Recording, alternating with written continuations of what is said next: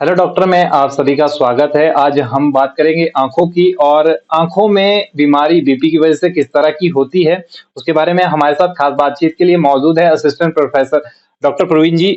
आपका स्वागत है हिमाचल दर्पण लाइव टीवी में। Thank you ji. Sir, blood pressure आज के समय में देखा गया है एक आम चीज़ है। इससे आँखों में किस तरह का असर जो है पड़ता है और कितनी एज ग्रुप के लोग आपके पास यहाँ पे पहुँचते हैं और कितनी तादाद में? देखिए हाइपरटेंशन बहुत कॉमन बीमारी है, काफ़ी लोगों में बीपी आपने देखा होगा काफ़ी लोगों को बीपी हाइपरटेंशन होती है और कई बार ये भी देखा गया है कि कई बार लोगों को पता भी नहीं होता है इनको बीपी ज़्यादा है। वो हमारे पास आँखों में और प्रॉब्लम की वजह से आते हैं, जैसे मान लिया उनको कोई और दिक्कत है आँख की, जब हम उनका पर्दा चेक करते हैं तो हमें लगता है नहीं, इनको तो शायद बीपी भी है क्योंकि सबसे कॉमनली अब जो हम आँख के अंदर जो आँख का रेटिना जिसको हम पर्दा बोलते हैं, उसमें कुछ एक चेंजेज़ आती है बीपी में, हाइपरटेंशन में। तो कई बार हम जब एग्ज़ामिन करेंगे पेशेंट को तो उन चेंजेज़ की वजह से हम पेशेंट को ये बताते हैं नहीं आप अपना बीपी चेक कराओ। कई बार पेशेंट को पता भी नहीं होता कि उनको बीपी है, हम उनको जब हम उनको एग्ज़ामिन करेंगे, चेक करते हैं तो उससे उनको लगता है नहीं, उनके जो आँख के अंदर जो आँख का पर्दा होता है, उसको चेक करके हमें लगता है हम उनको बताते हैं कि नहीं अपना बीपी चेक कराइए। तो मतलब सबसे ईज़ीएस्ट वे है कई बार मतलब आँख चेक करके हम पेशेंट को ये बता सकते हैं कि नहीं आपको बीपी ज़्यादा है आपका, ठीक है? आइडली तो आप बीपी जब चेक कराते हैं आपको आपको पता लगता है नहीं मेरा बीपी ज़्यादा है। पर उसकी वजह से कुछ चेंजेज़ आनी शुरू होगी बॉडी के अंदर की नहीं। जैसे आपने देखा होगा कि बीपी में मोस्टली आपके या तो हार्ट इन्वॉल्व्ड होता है या ब्रेन इन्वॉल्व्ड होती है या किडनी इन्वॉल्व्ड होती है। पर इन सभी चीज़ों के लिए आपको टेस्ट करवाने पड़ेंगे। अगर आपकी किडनी इन्वॉल्व्ड है तो आप यूरिन टेस्ट कराओगे, ब्लड टेस्ट करवाओगे, हार्ट इन्वॉल्व्ड है आप इको वगैरह कराओगे या ब्रेन इन्वॉल्व्ड है तो उसके लिए आपको एमआरआई या सीटी कराना पड़ेगा। आँख के लिए कुछ नहीं, आप आँख जैसे आप ओपीडी में आएँगे, हम आँख का पर्दा चेक करेंगे, उसी से ही पता लग जाएगा कि अगर पेशेंट को बीपी की वजह से कुछ चेंजेज़ आनी शुरू हो गई या उसकी डैमेज होना शुरू हो गया बॉडी के अंदर, तो आँख में वो सबसे पहले दिखता है।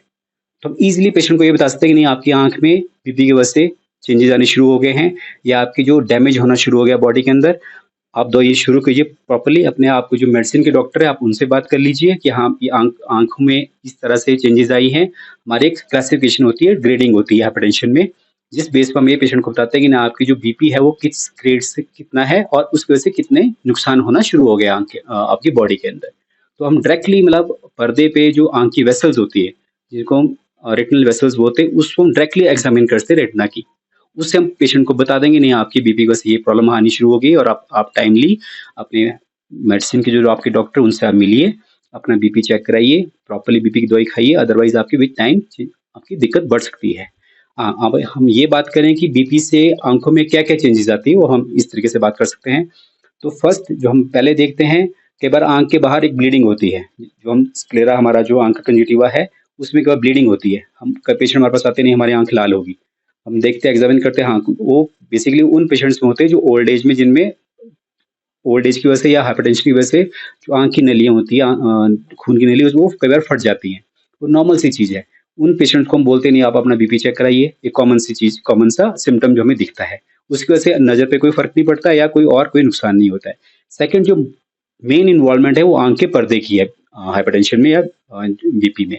उसमें क्या होता है कि जो आँख की नसें होती हैं, आँख की जो आपकी जो खून की नली हैं आँख के अंदर पर्दे पे, उनमें बदलाव आने शुरू होते हैं। पहले कम बदलाव होते हैं, जैसे-जैसे हाइपरटेंशन अगर कंट्रोल नहीं होता है, अगर आप दवाई टाइमली नहीं लेते हैं, तो उसमें चेंजेज़ वो बढ़ती जाती हैं।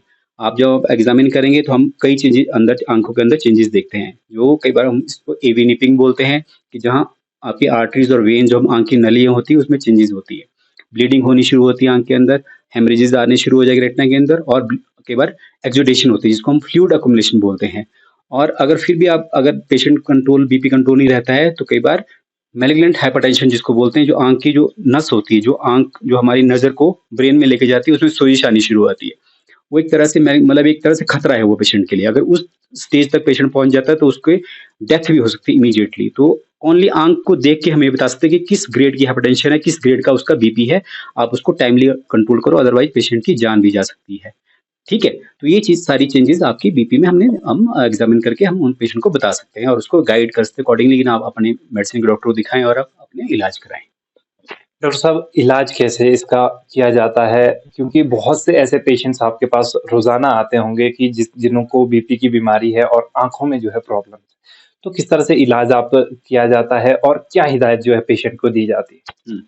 इलाज जैसे मैंने बताया कि जो आँख में चेंजेज़ आ रही हैं वो बीपी की वजह से ही हो रही है। हाइपरटेंशन मतलब जो है वो अ, जो बीपी बढ़ा है उसकी वजह से। तो पहला तो हमारा यही रहेगा ट्रीटमेंट कि आप अपना बीपी कंट्रोल करें।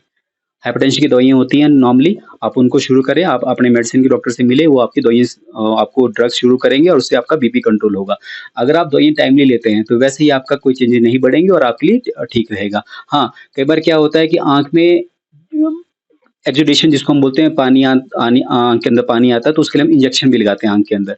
अगर आपका जो आँख का सेंट्रल पार्ट है जिसको हम मैकुला बोलते हैं, अगर वहाँ फ्लूइड अकुमुलेशन हो जाती है बीपी की वजह से, तो कई बार हम इंजेक्शन भी लगाते हैं ताकि वो आपका फ्लूइड सूख जाए और नज़र पेशेंट की नज़र ठीक हो जाए। पर मेन ट्रीटमेंट जो हम बोलते हैं इसमें आपका कंट्रोल ऑफ बीपी ही रहेगा, जो आपकी दवाइयों से ही होना है और आपको जो आपके मेडिसिन डॉक्टर आपको वही उसके बारे में बताएँगे डिटेल में। कई बार देखा जाता है कि इंजेक्शन जो है आप कह रहे हैं आइज़ में लगाया जाता है, तो एक इंजेक्शन से जो है पेशेंट ठीक नहीं हो पाता है। तो कितने इंजेक्शंस आप उसके बाद और लगाते हैं और कितने समय बाद वो लगते हैं? देखिए, ऐसा है कि जो इंजेक्शन है वो नॉर्मली बीपी की वजह से मैं बोलूँ तो अगर उसका बीपी कंट्रोल है तो एक इंजेक्शन लगाने से ही फ़ायदा हो जाएगा। जो उसके बीपी की वजह से आँख के अंदर जो प्रॉब्लम आई है, जैसे जिसको हम बोलते हैं वेन ओक्लूजन बोलते हैं, जिसकी वजह से आँख में पर्दे पे सोजिश आती है। तो अगर हम एक इंजेक्शन लगाते हैं उसी से ही जो फ्लूइड अकुमुलेशन वो ठीक हो जाती है और विज़न पेशेंट की इम्प्रूव कर जाती है। हाँ, पर अगर आप बीपी कंट्रोल नहीं करेंगे तो फिर वो दोबारा आ सकता है। मतलब वो दोबारा आपकी ऑक्लूजन होगा, मतलब आपकी नस दबाव में आएगी और दोबारा फिर फ्लूइड इकट्ठा होना शुरू हो जाएगा आँख के अंदर। तो ये है कि आपको बीपी तो कंट्रोल करना ही पड़ेगा, अदरवाइज़ एक इंजेक्शन से भी इलाज हो जाता है। तो अगर बात करें जिस तरह से इलाज के दौरान धुएँ का कितना परहेज़ इसमें रहता है? क्योंकि गाँव के जो काफ़ी लोग हैं, वो चूल्हा-चौका करते हैं। औरतों में जो है जिस तरह की अगर बीमारी हो तो उनको खाना भी बनाना पड़ता है स्टेज में, तो धुएँ से कितना परहेज़ हो उनको रखना है? देखिए, डायरेक्टली अब मैं ये बोलूँ कि हाइपरटेंशन और धुएँ का कोई डायरेक्ट रिलेशन है, ऐसा नहीं है। हाँ, धुएँ से अलग से आँख इन्वॉल्वड होती है, आँखों में दिक्कत हो सकती है क्योंकि धुएँ से क्या होगा, आपकी जो आँख का जो हिस्सा है, हमारा जो परत होती है सब सामने वाली, उसमें दिक्कत रहती है, उससे इरिटेशन हो सकती है। धुएँ से पेशेंट बार-बार आँख को मलेगा, उसको दिक्कत होगी। इसके लिए ज़रूरी है कि ये या तो धुएँ में कम से कम काम करे, ठीक है? आजकल जैसे भी अब तो मोस्टली गैस यूज़ होती है सब जगह, उतना ज़्यादा चूल्हे का यूज़ नहीं है। पर अगर चूल्हे का यूज़ करना भी है तो कोशिश करें कि धुएँ से कम हो और एक ड्रॉप्स आती है, आप वो ड्रॉप यूज़ कर सकते हैं ताकि आपकी इरिटेशन या जो आपकी इसके से दिक्कत हो रही है, वो ठीक रहे। पर डायरेक्टली ऐसा कोई रिलेशन नहीं है, हम बोले कि हाइपरटेंशन और धुएँ का कोई डायरेक्टली रिलेशन है, ऐसा नहीं है। बीपी के लिए आपको दवाई ही खानी पड़ेगी और जो ट्रीटमेंट होती है उसकी वो अलग से लेनी पड़ेगी। हाँ, जो आपकी धुएँ से कोई दिक्कत हो रही है उसके लिए दवाइयाँ आती है, ड्रॉप्स आती है, आप वो ले सकते हैं। पर ज़रूर धुएँ से और दिक्कत भी हो सकती है, तो आप अवॉइड करें धुएँ को जितना आप कर सकते हैं। इसके अलावा इंजेक्शन से भी अगर ठीक नहीं होती है आँख, तो आगे क्या-क्या प्रोसेस आता है इसमें बीपी के अंदर? देखिए, ऐसा नहीं है कि इंजेक्शन से ठीक नहीं होता, अलग-अलग तरह के इंजेक्शंस आते हैं। एक फर्स्ट कैटेगरी के इंजेक्शंस होते हैं जिसको हम एंटी VEGF बोलते हैं, पहले हम उनको देते हैं, उससे मोस्टली 90 या मैं बोलूँ 99% लोग ठीक हो जाते हैं। अगर उससे भी ना ठीक हो तो एक स्टेरॉइड के इंजेक्शंस भी होते हैं, वो हम आँख के अंदर लगाते हैं जिसकी वजह से जो अगर एडिमा नहीं ठीक हो रहा है तो हम उससे स्टेरॉइड के इंजेक्शन से वो ठीक हो जाता है। पर जैसे मैंने पहले बताया, कॉज़ आपको ये देखना है कॉज़ क्या है, कॉज़ हाइपरटेंशन है, बीपी है। अगर आपका बीपी कंट्रोल नहीं है और बीपी कंट्रोल के लिए आपको दवाइयाँ खानी पड़ेगी, ओरल ट्रीटमेंट लेनी पड़ेगी, वो आपको लेनी ही पड़ेगी। आँख सेकेंडरी इन्वॉल्वड हो रही है, मेन जो आपकी प्राइमरी बीमारी है वो आपका बीपी है, तो आपको बीपी तो कंट्रोल करना ही पड़ेगा। आँखें ऐसा नहीं है कि नहीं ठीक होगा, वो आपका ऑटोमेटिकली जब आप बीपी कंट्रोल रहेगा तो आँखें वैसे ही ठीक रहेंगी। गोल्ड या डायमंड की खरीदारी का सोच रहे हैं तो विजिट करें राजेंद्रा ज्वेलर्स, जो आकर्षक उपहार के साथ देते हैं बेहतर सेवाएं।